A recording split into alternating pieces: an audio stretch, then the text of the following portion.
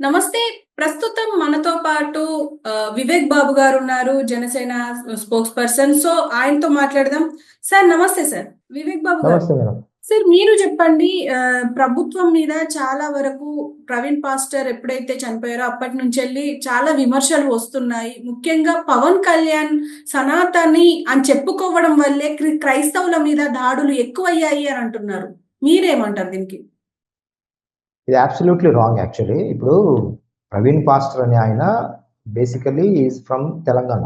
ఆయన ఏదో పని మీద రాజమండ్రి వస్తుండగా అక్కడ జరిగింది ఘటన.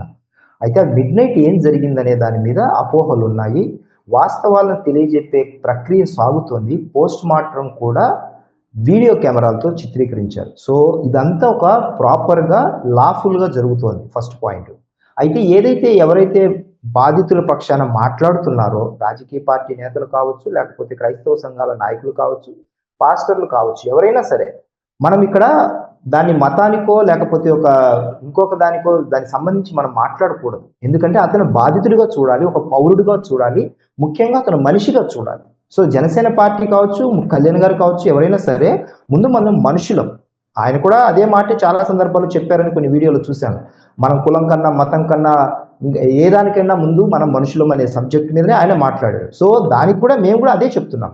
ముందు దాన్ని రాజకీయాలకు అతీతంగా ముందు ఆయనకు ఏం జరిగింది అనేది ఫస్ట్ తేలాల్సిన విషయం. అది మీరు నేను చెప్పేది కాదు, పోలీస్ ఎంక్వైరీలో తేలుతుంది. ఎందుకంటే పోలీసులు క్షుణ్ణంగా దీన్ని చాలా సవాలుగా తీసుకున్న కేసు ఇది. ఈ లోపలే ఒక 24 గంటలు గడిచే లోపలనే పూర్తి స్థాయి నివేదిక రాకోకుండా మనం దాన్ని కులాలకు మతాలకు అంటగట్టి లేకపోతే పబ్బం గడుపునే రాజకీయాలు మాత్రం చేయకూడదు. కళ్యాణ్ గారి అంశానికి వచ్చేసరికి సనాతన ధర్మం అనేది ఆయన ఏమి ఇతర మతాలు వ్యతిరేకిస్తే ఏం మాట్లాడలేదు కదా. తన మతాన్ని తాను పాటిస్తున్నాను, ఇతర ధర్మాలకు సంబంధించిన వ్యక్తులు కూడా అదే హుందాయిన రాజకీయాలు కావచ్చు, అదే హుందాయిన మాటలు కానీ మాట్లాడితే దేశ సమగ్రత బాగుంటుందనే కోణంలోనే ఆయన మాట్లాడారు తప్ప ఇతర మతాలకు సంబంధించిన దాడులు చేయండి కానీ ఇతర మతాలను కించపరచండి కానీ ఏ రోజు ఆయన చెప్పలేదే. ఏ రోజు చెప్పలేదు. అలాంటి వ్యక్తిత్వం కూడా కాదు.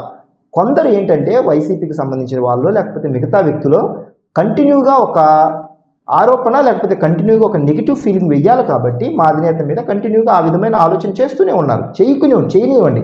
ఇప్పుడు మనము 2 కోణాల్లో మాట్లాడతాం. ఇప్పుడు ఆయన అనుమానాస్పద మృతి అని అన్నారు, లేదా అది యాక్సిడెంటల్ అయింది అనుకోండి. ఈ రోజు నిన్నటి దాకా మాట్లాడిన వాళ్ళు ఈ రోజు దాకా మాట్లాడిన వాళ్ళంతా ఏమైపోతారు? అదొక యాక్సిడెంట్ కేసు అని పోస్ట్ మార్టం రిపోర్ట్ వచ్చింది అనుకుందాం. అప్పుడు ఏమవుతుంది? అందరి నోళ్ళు మూత పడతాయి. అవునా కదా? ఎందుకంటే డాక్టర్స్ ఇచ్చే పోస్ట్ మార్టం రిపోర్టు లేకపోతే వాళ్ళకి సంబంధించిన వ్యక్తుల ద్వారానే అది వీడియో షూట్ చేయడం జరిగింది. అదేం దాపరికంతో చేయలేదు కదా. ఒకవేళ హత్య అయితే రెండో కోణం వాళ్ళు అన్నట్టు ఖచ్చితంగా అందులో ఎవరెవరు దోషులు ఏంటనేది ఖచ్చితమైన ఇన్వెస్టిగేషన్ జరుగుతుంది. అందులో కూడా వదిలిపెట్టే సమస్య ఏం లేదు. మేము ఎవరికో కొమ్ము కాయడము లేకపోతే బాధితుల పక్షాన కాకుండా హంతకుల పక్షాన వహించే గత ప్రభుత్వం మాదిరి అయితే కాదు.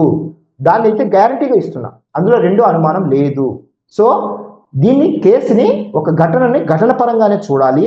ఒక బాధితుడికి కుటుంబానికి లేకపోతే ఒక వ్యక్తికి జరిగిన అన్యాయపరంగానే చూడాలి తప్ప అది ఏం జరిగింది అనే ఈ లోపలే రాబందువులాగా ఆ ఘటనను తమకు తాముగా హైప్ చేసుకోవడము రాజకీయం చేయడం అనేది ఏ ఒక్క వర్గానికి ఏ వ్యక్తికి మంచిది కాదనేది మా యొక్క అభిప్రాయము, మా యొక్క ఆలోచన అనేది ప్రజలకు తెలియజేస్తున్నాం. సరే, ఇప్పుడు అంటే ఇప్పటి వరకు 48 గంటలు అయ్యింది పోస్ట్ మార్టం కంప్లీట్ అయ్యి. కానీ ఇప్పటి వరకు మరి పోస్ట్ మార్టం రిపోర్ట్ బయటికి ఎందుకు ఇవ్వట్లేదు అంటారు? దీనివల్ల చాలా మందికి ఇది హత్యగానే చూస్తున్నారు. అసలు యాక్సిడెంట్ అని చెప్పేసి అనట్లేదు. ఎందుకంటే చాలా అనుమానాలు ఉన్నాయి ఇందులో. ముఖ్యంగా మీరు దీని గురించి ఏం చెప్తారు? ఇప్పుడు మీరు అన్నారా అనుమానాలని ప్రతి దోషలో పోలీసులు ఏం చేస్తారంటే ఫోరెన్సిక్ నిపుణులతో పోలీసులు 2 ఇంటరాక్ట్ చేసుకుంటారు. ఏ సమయానికి బయలుదేరారు, ఎక్కడ బయలుదేరారు, ఏం జరిగిందని. పోలీసులు ఏం చేస్తారంటే ఇన్వెస్టిగేషన్ ప్రొసీజర్ లో ఎక్కడైతే ఘటన జరిగిందో దాని వెనకాల ఒక 100 కిలోమీటర్లు ముందు ఒక 100 కిలోమీటర్లు ఆలోచిస్తారు. మినిట్ టు మినిట్ ట్రేస్ చేస్తారు, ట్రాక్ చేస్తారు.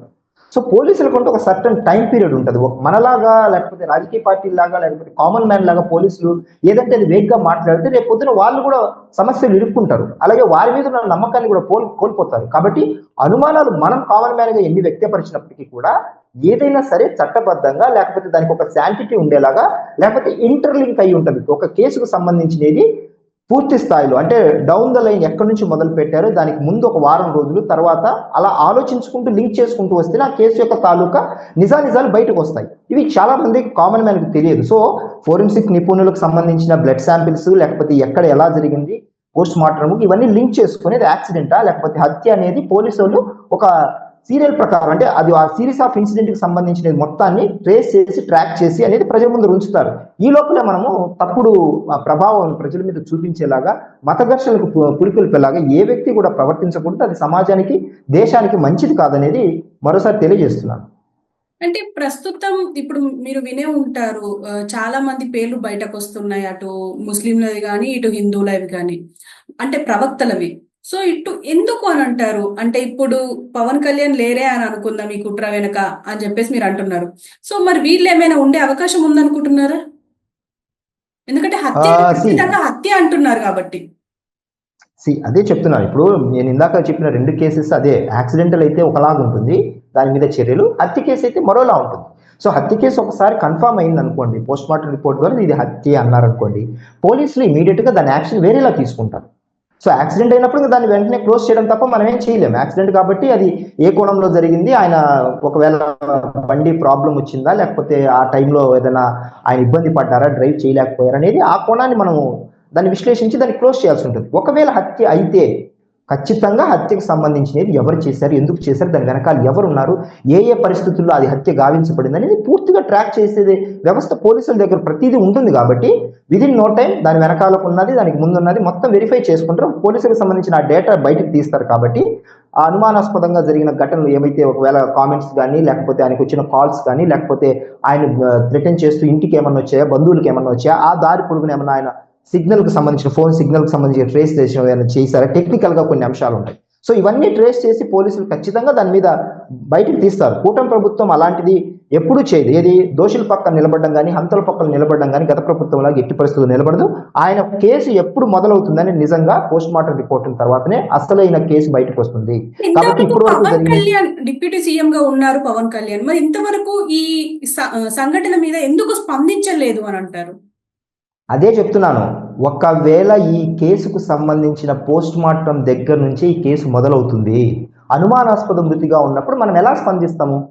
న్యాయం చేయాలనేది మేమున్నాం చెప్పడానికి. ఆయన ఉప ముఖ్యమంత్రి స్థానంలో ప్రతి విషయాన్ని కూడా మీడియా ముందుకు వచ్చి అడ్రస్ చేయలేరు.